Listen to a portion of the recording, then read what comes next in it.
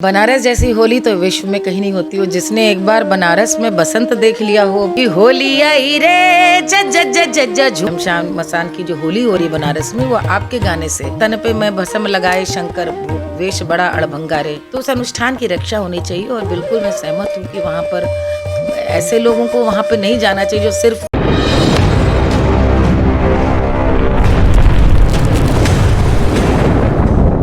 अब बनारस जैसी होली तो विश्व में कहीं नहीं होती हो। जिसने एक बार बनारस में बसंत देख लिया हो, होली देख ली हो और चैत्र का मौसम भी यदि कोई इसने जिया हो बनारस में, तो मैं ये दावे के साथ कह सकती हूँ यदि वो कलाकार है तो इस मौसम में विश्व में कहीं भी रहेगा वो मानसिक रूप से होली बनारस में ही बनाएगा। मेरे लिए बसंत, शिवरात्रि, रंग भरी एकादशी से लेकर के पूरा फगुआ, पूरा होली और वहाँ से लेकर के चैत से लेकर के संकट मोचन संगीत समारोह तक कि जो पूरा समय काल खंड है, ऐसा लगता है कि देह कहीं और है, मन प्राण बनारस में है। कहने का अभिप्राय ये कि बनारस जैसी होली तो कहीं होती नहीं। इसलिए आज बहुत अच्छा लगा कि होली के तुरंत बाद, आज वैसे द्विज है और ये परिवार द्विज में आज बनारस में गाने के लिए बुलाया गया, इसलिए बहुत आनंद है। नहीं भैया, ये कैसे, हम लोग तो बनारस जो घराना है जहाँ पर हर चीज़ बहुत असली, देशज, खालिस है, ठेठ, वहाँ एआई क्या कर पाएगा। यहाँ पर तो जहाँ लोग सुनने वाले इतनी बारीकी से आपका कंठ, आपकी ताल, आपका अंग, सब कुछ संचालन सब पकड़ लेते हैं, वहाँ पर एआई क्या कर पाएगा। एआई से उन जगहों पे जहाँ पर जो मशीनी काम जहाँ पे होना है वहाँ पे हो सकता है कि ज़रूर फ़र्क पड़े। जैसे मैं आपको एक बात बताऊँ कि एक चित्रकार है जो चित्र बनाता है, उस चित्र में एआई शायद चित्र बना दे और शायद बनाने वाले से ज़्यादा अच्छा बना दे जो एआई करेगा, लेकिन कंठ कोई कलाकार सामने बैठकर गा रहा है, एआई कैसे गा सकता है उसकी जगह। सजीव है ना, तो सजीव या लाइव परफॉर्मेंस की जगह तो कभी एआई ले ही नहीं सकता। हटके माने क्या नहीं, ये देखिए इस बार भी जो आया है कोक स्टूडियो में, मुझे बहुत प्रसन्नता है कि कोक स्टूडियो में भी पारंपरिक रंग डारूंगी नंद के लालन पे बनारस की ही, हमारी गुरु गिरिजा देवी जी की ही बंदिश है जो वे गाती रहीं और हम लोग उनसे सीखा। हम लोगों ने ब्रज की बंदिश है लेकिन काशी की पूरे बंग की शान है और उसमें एक जोगीरा भी, यदि आप ध्यान दें। तो जब ये बात हुई कि कोक स्टूडियो ने कहा कि उत्तर प्रदेश को हम लोगों ने कभी नहीं लिया है कोक स्टूडियो में, पता नहीं फोक के नाम पर क्या उनके दिमाग में था, क्योंकि पूर्वांचल से लेकर दक्षिण भारत सारा, पंजाब, गुजरात सब लिया, यूपी कभी भी नहीं उन्होंने लिया था। तो अब की बार उनका जब फ़ोन आया तो विशाल मिश्रा, जिनके गाए एक से एक गीत हैं इस समय, चाहे वो आशिकी के हों, एनिमल के हों, तो उन्होंने मुझसे कहा कि दीदी ये आपके बिना तो होगा नहीं, गाना बताइए क्या करा जाए।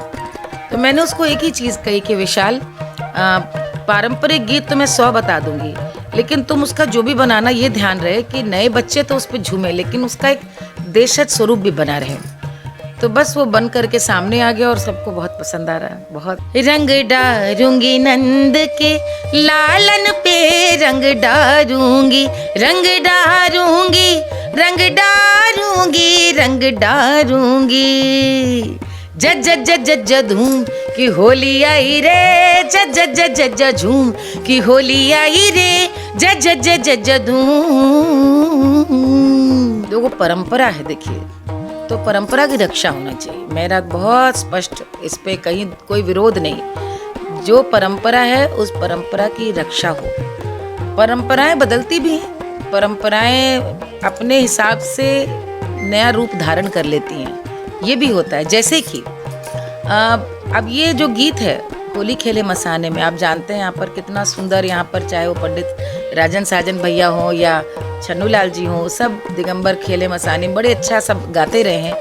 आज से 14 साल पहले टाइम्स म्यूज़िक के लिए होली खेले मसाने में मैंने रिकॉर्ड किया और उस समय इस गाने का ना कोई वीडियो बना, जो सुनता था मुझे उसे लगता था गाना बहुत अच्छा है। और धीरे धीरे मैंने महसूस किया, मुझे लोगों ने बताया कि पूरे पंजाब में, पूरे दिल्ली में जो शिवरात्रि में और नवरात्रि में झांकियाँ निकलती थी, उसमें शिव जी की जो यात्रा निकलती थी, उसमें मेरा ही गाना बजता था। धीरे धीरे मुझको, बल्कि पंडित जी यहाँ बैठे थे धर्मनाथ जी, एक पहली बार उन्होंने मुझे एक वीडियो भेजा आज से 8 साल पहले 9 साल पहले कि देखिए शमशान मसान की जो होली हो रही बनारस में वो आपके गाने से। चूँकि आपने कहा कि वो गोपनीय हो, कोई जा नहीं सकता, और उस समय सोशल मीडिया का इतना मैं कहूँगी अतिरेक नहीं था। लोगों के पास स्मार्टफोन्स थे लेकिन इतना ट्विटर और ये सब नहीं था। तो पहली बार मैंने भी वैसे ही जाना। अब आप ये कहेंगे ये भी एक परंपरा का एक निषेध है कि पुरुष गाते हैं लेकिन महिला कंठ से वहाँ पे आवाज़ पहुँची। तो क्योंकि बाबा की भक्त हूँ तो गा तो सकती हूँ।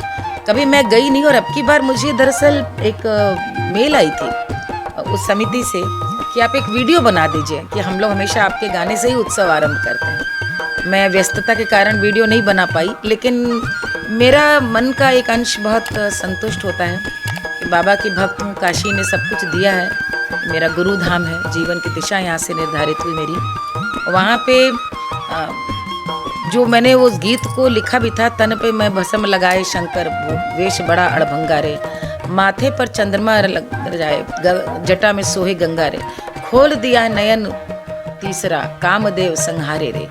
यहाँ पर जिस तरह की शिवरात्रि पे भोलेनाथ जी की यात्रा, पूरी शोभा यात्रा निकलती है, यहाँ जिस प्रकार की होली मनती है और शिव जी का जो यहाँ स्थान है, भोलेनाथ कैसे होली खेलेंगे और क्या कैसे खेल सकते हैं? तो नित्य खेल रहे हैं और मृत्यु के संग होली खेल रहे हैं। जिसने इस मृत्यु में भी आनंद लेना आरंभ कर दिया, एक भक्त ने, एक गायक ने भी, तो आप समझिए फिर तो उसको तटस्थ हो गया जीवन के सारे रंगों के प्रति। तो मैं कहूँगी कि यदि उन्हें ऐसा लगता है तो ये आजकल क्या हो गया, रील बनाने का बहुत सबको शौक है कि वो जाकर के दिखाएं लोगों को। मैं तो खुद ही देख रही थी, पिछले करीब हर बार यही होता है, 6 दिन 7 दिन से लोग मुझे टैग करते हैं, और होली खेले मसाने में से बनारस की होली ही लगातार टैग होती है। तो यदि गोपनीयता है, यदि कोई अनुष्ठान है वो, तो उस अनुष्ठान की रक्षा होनी चाहिए। और बिल्कुल मैं सहमत हूँ कि वहाँ पर ऐसे लोगों को वहाँ पर नहीं जाना चाहिए जो सिर्फ वीडियो खींचने जा रहे हैं। यदि आस्था है, आप उस अनुष्ठान का हिस्सा हैं, तब जाएं।